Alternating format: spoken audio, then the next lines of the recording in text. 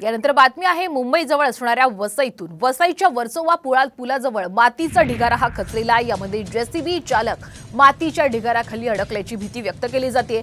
एनडीआरएफच्या जवानांकडून मदत आणि बचाव कार्य सुरू आहे। सूर्या पाईपलाईनचं खोदकाम सुरू असताना ही दुर्घटना घडलेली आहे। अग्निशमन दलाकडून बचाव आणि मदत कार्य सध्या सुरू आहे।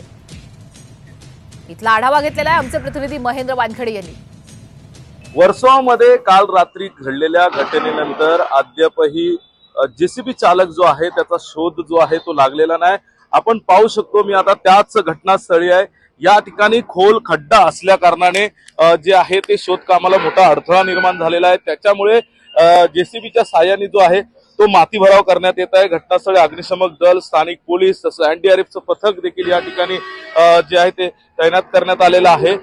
जेसीबी चालक जो आहे तो बेपत्ता आहे अशी माहिती पोलिसांना मिळाली आहे। त्या अनुषंगाने जो आहे तो त्या खड्ड्यामध्ये ज्या ठिकाणी काल मलबा जो होता मातीचा तो खचला होता त्या ठिकाणी जेसीबी चालकाचा जो आहे तो शोध सुरू आहे। तब्बल 12 तास उलटलेले आहेत, मात्र अद्यापही जेसीबी चालकाचा शोध न लागल्यामुळे कुठेतरी एका प्रकारे त्या मृतदेह आढळून येतोय की तो जिवंत आढळून येतोय हे पाहणं तितकंच महत्त्वाचं ठरणार आहे। व्हिडिओ जर्नलिस्ट जिशान सोबत महेंद्र वानखेडे, साम टीव्ही, वसई।